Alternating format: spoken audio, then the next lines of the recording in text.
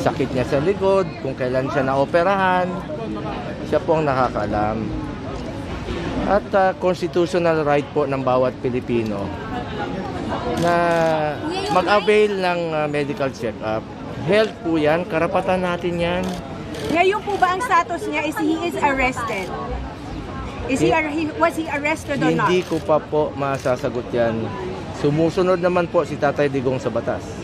He is a lawyer. Susunod yun sa batas. But he was taken away. Was he taken away in handcuffs? Hindi ko po alam. Dito po sa BMI?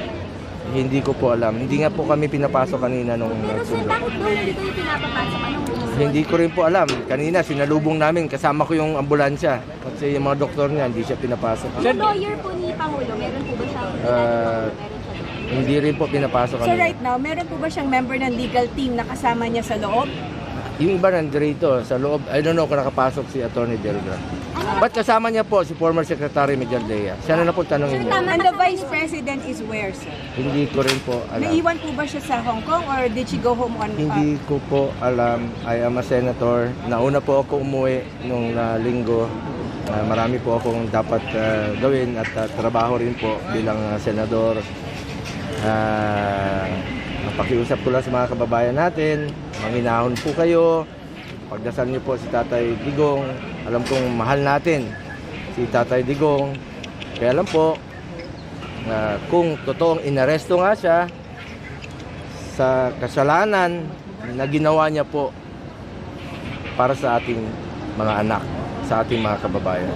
Nakakalungkot po, nalulungkot po ako. Sobrang nalulungkot po ako mga kababayan ko. Anong So, plano po nung dito bago- ngayon na Sen? Ano pong next steps niyo po after this? Mag-iintay po ba kayo dito sa labas? Yung pinayagan po Sen, yung pupunta pa dito si Bibi Sara? Sir, pasok na daw po kayo. Ako? Sen, pumunta si Sama ko Bibi yung Sara? doktor. Kunin ko lang yung doktor niya. Sir, dala mo. Sandali. Yeah, Doc Agnes. Nandito na daw po sir, Okay, sa sir. gilid. Nandito na sa gilid. Sir, dito po. Ayusin mo yung ano. Dito si Doc. Sir, Ibigay mo kay Sai. Ibigay mo kay Tony Sai. sir, yung po after po. Sabi po ako yun. Ayun po sir, yung body, ayun yung body. Pinasundo po kami. Senator po. Nandito na po yung mga doktor po. Nandito na po. Hinay na mo, hinay. Alam nyo. Dahil ka dito. Senator, Ma'am, Senator, ano na lang yung gusto niyo gawin ng taong bayan para masuportahan si PRRD? Parang message Kuya, na lang padaan na po. lang. keep calm. Manginahon kayo. Dasal kayo. Mahal natin si Tatay Digong. Importante sa atin ang kanyang kalusugan. He is turning 80 years old na po ngayong March. Sen, sino po yung mga kasama ni Daddy? Pasensya na po kayo, medyo natanggal yung ngipin ko ng isang araw. Sen, si Honeylep kasama doon sa loob. Kasama po sila sa flight. Okay. Senator, Sir, where makauling is siya VP? Davao, Where's Senator. the Vice President, sir? Kasama ba ni PRRD? Sawa niya. Sa pagkaalam ko, hindi po. Nandito na ba si VP? Hindi ko rin po alam. Hindi ko rin po So alam. nakausap niyo si VP Pasensya Sara. na po ha. Pasensya na po kayo. Hindi ko alam yung mga ibang detalye dahil isa po akong senador. Umuwi po ako. Nauna ako umuwi, trabaho muna. Sir, kamusta yung family? Nung kausap niyo si Katie, okay pa siya sa loob? Gutom na po, nagugutom po si Tatay Dio. Ito yung pizza. Request daw po yan ni PRRD, sir. Tsaka ni Kitty.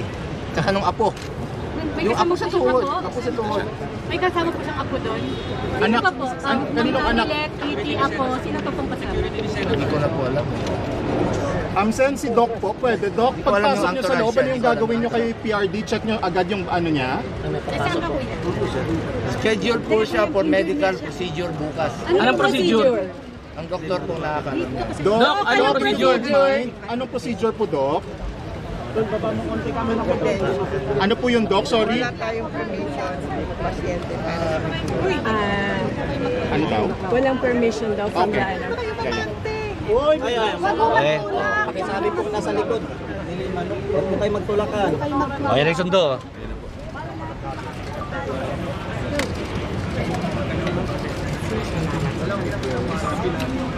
Dasal po. Dasal natin si Tatay Digong. Mga kasama, tamang kanan lang muna, may dadaan security ni Senator. Mga kababayan ko, Hindi ako makinig. minahal tayo ni Tatay Digong. Yes! Mga kasama, Pagdasal natin siya, ipakita natin ang ating pagmamahal sa Kanya sa pagdadasal. May Panginoon po.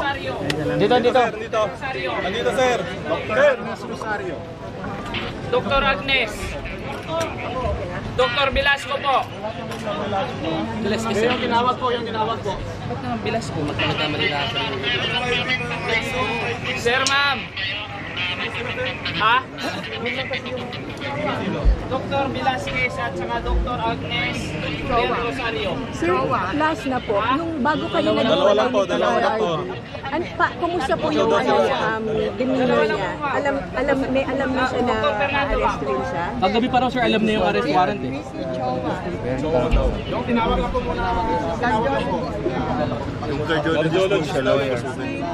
In hindsight, tama po ba na umuwi pa siya ngayon?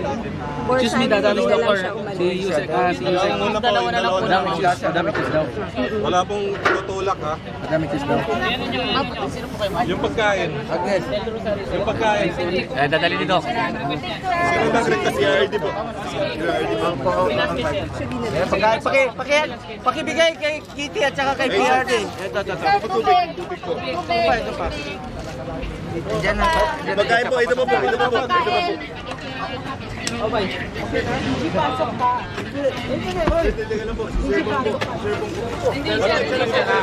Kino-coordinate ako. Kaya lang, diyan pasensya na kayo. Ini-implement lang namin kung ano na ang Yung mga pasok sa bugo. instruction, sir. Pasensya na po, sir.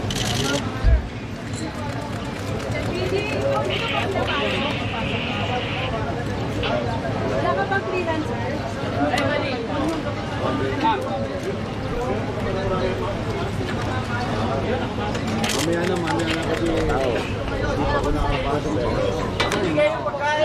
Yes, sir. Makakarating po, sir.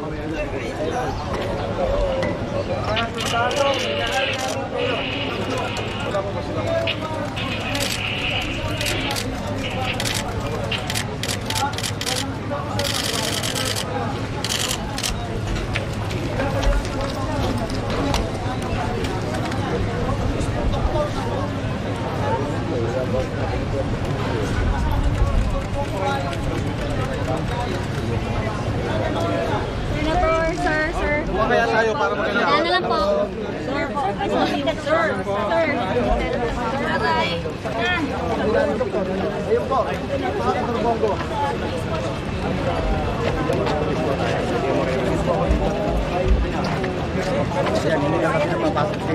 Ayon sa mga ulat, inaresto si dating Pangulong Rodrigo Duterte sa Ninoy Aquino International Airport sa Maynila batay sa isang warrant of arrest na inilabas ng International Criminal Court o ICC kaugnay ng mga aligasyon ng crimes against humanity na may kinalaman sa kanyang kampanya laban sa droga noong kanyang administrasyon.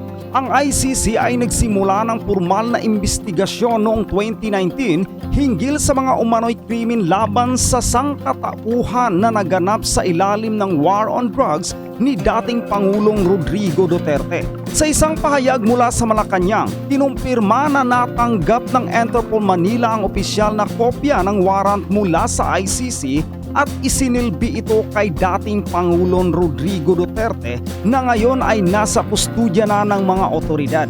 Si Duterte ay nagsabi noong Lunes sa Hong Kong na handa siyang maaresto kung maglalabas ng warrant ang ICC at patuloy niyang ipinagtatanggol ang kanyang kampanya kontra droga. Ang mga aktivista at human rights group ay nagsasabing libo-libong mga Pilipino, karamihan na mahihirap ang napatay sa kampanya laban sa droga na inilarawan nila bilang sistematikong pagpatay at pagtatakip ng mga otoridad. Ilang ulat ang nagsasabi na inaresto siya matapos bumalik mula sa isang biyahe sa Hong Kong. Ang Malacanang ay kinumpirma ang pagkakaaresto ngunit wala pang opisyal na pahayag mula sa kampo ni Duterte. Sinabi ng ilang taga-suporta ni Duterte na ito ay isang politically motivated na hakbang. Ang ilang human rights group ay bumati sa pagkakaaresto. Tinawag itong isang tagumpay para sa hustisya. may mga ulat na ilang kaalyado niya sa gobyerno ay maaaring maghanap ng paraan upang iprotesta ang hakbang na ito. Ayon sa ilang eksperto, posibleng lumaban si Duterte sa extradition sa ICC. Maaari siyang manatili sa kustudya habang hihintayin ang legal na proseso. Posible ring magkaroon ng diplomatic tension sa pagitan ng Pilipinas at ICC, lalo na't kumalas ang bansa sa korte noong 2019 sa ilalim ng kanyang pamumuno. Ang pagkakaresto kay dating Pangulong Rodrigo Duterte ay isang makasaysayang pangyayari na maaring magkaroon ng malawakang epekto sa Pilipinas at sa pandaigdigang politika. Ang kanyang pag-aresto ay maaaring magdulot ng malalim na pagkakabahagi sa politika, lalo na't marami pa rin siyang taga-suporta. Maaaring gamitin ito ng kanyang mga kaalyado upang palakasin ang kanilang kampanya laban sa administrasyon ni Pangulong Marcos Jr. Posibleng magkaroon ng kilos protesta mula sa kanyang mga taga-suporta at maaaring lumakas ang sentimento laban sa ICC. Bagaman kumalas ang Pilipinas sa ICC noong 2019, ipinakita nito na may epekto pa rin ang mga international legal mechanism sa bansa. Ang desisyong ito ay maaaring magdulot ng tensyon sa pagitan ng Pilipinas at sa mga bansang sumuporta sa ICC. Ang ibang mga leader sa rehiyon ay maaaring mas maging maingat sa kanilang hakbang, lalo na kung may posibilidad silang maharap sa parehong kaso. Para sa mga biktima ng war on drugs, maaaring ito ay isang hakbang patungo sa accountability at hustisya. Gayunpaman, kung paano haharapin ng korte ang kaso ni Duterte ay isang malaking tanong pa rin. Maaring umabot ng maraming taon ang proseso bago siya tuluyang litisin sa ICC kung matutuloy man ang extradition. Pwede niyang labanan ang extradition sa ICC na maaring magtagal ng ilang taon. Maaring magkaroon ng political na deal para maiwasan ang kanyang paglilitis sa ICC. Kung tuluyang mapatunayang nagkasala siya, maaari siyang makulong sa ibang bansa. Ang pag-aresto kay dating Pangulong Rodrigo Duterte ay maging babala sa iba pang mga leader na may katulad na polisiya. Maaari rin itong maging presidente sa ibang bansa kung saan may mga aligasyon ng extrajudicial killing at human rights violation. Para sa mga pamilya ng libu-libong napatay ng war on drugs, ito ay isang hakbang patungo sa pananagutan ng gobyerno. Ipinakita nito na walang sinuman ang dapat exempted sa batas, kahit isang dating pangulo. Ang ICC ay isang independent international body na naglalayong labanan ang crimes against humanity, kaya't ang kanilang pagkilos ay maaring ituring na bahagi ng pandaigdigang hustisya. Maraming taga-suporta si Duterte ang naniniwala na ito ay isang politically motivated na hakbang upang patahimikin ang kanilang grupo. Ang ICC ay madalas binatikos bilang isang korte na tila pumipili lamang ng mga kasong gusto nilang imbestigahan. Sa Pilipinas, maraming leader ang may kasaysayan ng political vendetta laban sa kanilang mga kalaban, kaya maaaring gamitin ito bilang bahagi ng power struggle sa kasalukuyang administrasyon. Maaring ito ay parehong usapin ng hustisya at politika. Sa isang banda, may mga lehitimong batayan para sa pagsasakdal kay Duterte dahil sa libu-libong namatay sa kanyang kampanya laban sa droga. Sa kabilang banda, hindi rin maiwasan na ang mga makapangyarihang puwersa sa politika ay maaaring gumamit ng ganitong sitwasyon para sa sariling interes. Sa huli, ang tunay na tanong ay, may patas bang proseso para kay Duterte at magkakaroon ba ng tunay na hustisya para sa mga biktima? Kung ang kaso ay gagamitin lamang bilang isang kasangkapan ng politikal ng walang malinaw na rule o law, baka hindi ito tunay na hustisya. Ngunit kung ang proseso ay magiging patas at batay sa ebidensya, maaring ito ay isang mahalagang hakbang sa accountability.